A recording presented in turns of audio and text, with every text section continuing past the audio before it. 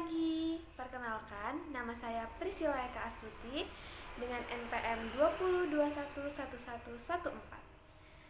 Pada kesempatan kali ini, saya akan menyampaikan presentasi yang berjudul Struktur Hukum Tanah Nasional dengan dosen pengampu Ibu Okta Ainita SHMH. Jadi, dalam presentasi kali ini ada 3 yang akan dibahas. Yang pertama, struktur hukum tanah sebelum berlakunya UU-PA. Yang kedua, struktur hukum tanah sesudah berlakunya UU-PA. Dan yang ketiga, sejarah perkembangan politik pertanahan di Indonesia. Struktur hukum tanah sebelum berlakunya UU-PA. Adanya dualisme. Dualisme dalam hukum agraria artinya di samping berlakunya hukum agraria adat yang bersumber pada hukum adat, saat itu juga berlakunya hukum agraria barat yang bersumber pada hukum perdata barat. Kemudian adanya asas. Tanah mempunyai status dan hukum tersendiri yang terlepas dan tidak dipengaruhi oleh status atau hukum dari subjek yang mengkehendaki. Kemudian adanya pluralisme. Di dalam pluralisme ini terdapat 3 golongan penduduk. Yang pertama, ada bumi putra, yang kedua timur asing, dan yang ketiga Eropa Barat. Dapat kita lihat dalam tabel seperti di atas, ada 2 pembeda antara hukum agraria adat serta hukum agraria barat. Di dalam hukum agraria adat, lembaga hukumnya diatur dalam hukum adat. Sedangkan dalam hukum agraria barat, lembaga hukumnya diatur dalam hukum perdata barat, yakni buku 2 KUHP Perdata atau BW. Di dalam hukum agraria adat, hukum yang mengaturnya tidak tertulis. Sedangkan di hukum agraria barat, hukum yang mengaturnya sudah tertulis dan telah dikodifikasi sebagai KUHP Perdata atau BW. Melahirkan tanah, hak adat seperti tanah ulayat, tanah hak milik, dan tanah hak pakai. Sedangkan di dalam hukum agraria barat, melahirkan tanah, hak barat seperti tanah hak eigendom, tanah hak opstal, tanah hak erpach, serta tanah hak gebruik. Di dalam hukum agraria adat, tanah adat itu umumnya tidak terdaftar. Kalaupun sudah terdaftar, jumlahnya masih sedikit. Misalnya nih, tanah milik perorangan yang sudah didaftarkan. Sedangkan di hukum agraria barat, tanah-tanah barat umumnya sudah terdaftar dengan buku tertulis. Dan yang terakhir, di dalam hukum agraria adat, kalau pernah didaftarkan, hanyalah sebagai petunjuk adanya bukti setoran pajak yang telah dibayar oleh pemiliknya, kohir atau kitir. Jadi secara yuridis bukan sebagai pembuktian hak, melainkan pembuktian hak atas tanah didasarkan pada kesaksian. Sedangkan di dalam hukum agraria barat, pendaftaran yang pernah dilakukan atas tanah tersebut mempunyai atau bernilai kekuatan bukti hak secara yuridis. Struktur hukum tanah setelah berlakunya UU-PA. Jadi, dualisme hukum agraria berakhir setelah berlakunya UU-PA, Undang-Undang Nomor 5 Tahun 1960 tentang Peraturan Dasar Pokok-pokok Agraria pada tanggal 24 September 1960.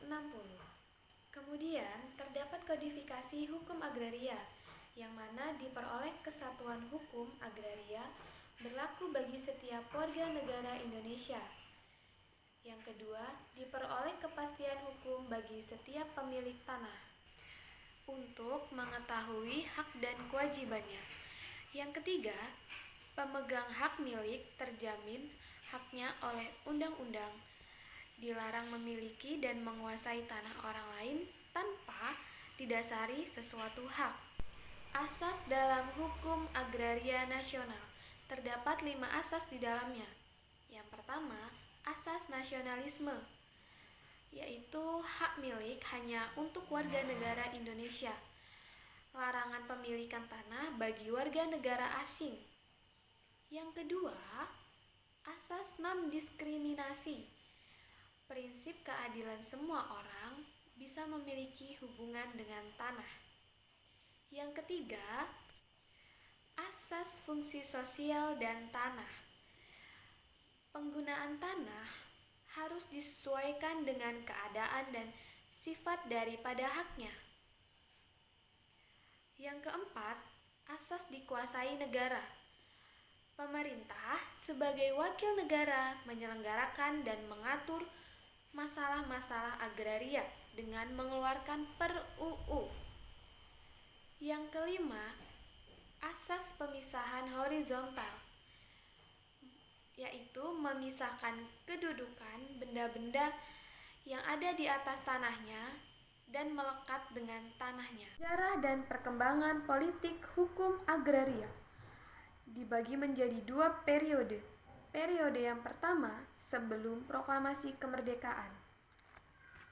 Pada masa pemerintahan Gubernur Herman William Dendles, kebijakan yang ditetapkan oleh Gubernur Herman William Dendles adalah menjual tanah-tanah rakyat Indonesia kepada orang-orang Cina, Arab, maupun bangsa Belanda. Tanah-tanah yang dijual dikenal dengan sebutan tanah Patikelir. Berikutnya, pada masa Gubernur Thomas Stanford Raffles, kebijakan yang ditetapkan adalah pajak tanah. Kekuasaan tanah telah berpindah dari tanah milik raja kepada pemerintahan Inggris. Akibatnya, hukumannya hak pemilikan atas tanah beralih kepada Raja Inggris. Dan yang terakhir adalah Gubernur Johan van den Bosch. Kebijakan yang ditetapkan oleh Gubernur Johannes van den Bosch yaitu sistem tanam paksa, di mana para petani dipaksa menanam satu jenis tanaman yang langsung maupun tidak langsung dibutuhkan oleh pasar-pasar internasional. Hasil pertanian harus diserahkan kepada pemerintah kolonial. Periode yang kedua yaitu periode sesudah proklamasi kemerdekaan.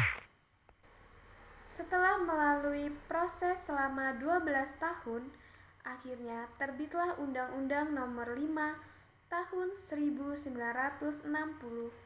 tentang Peraturan Dasar Pokok-pokok Agraria yang disahkan dan diundang-undangkan sebagai induk dari hukum agraria Indonesia. Demikian presentasi yang dapat saya sampaikan.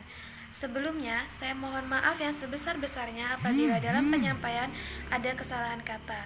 Saya ucapkan terima kasih.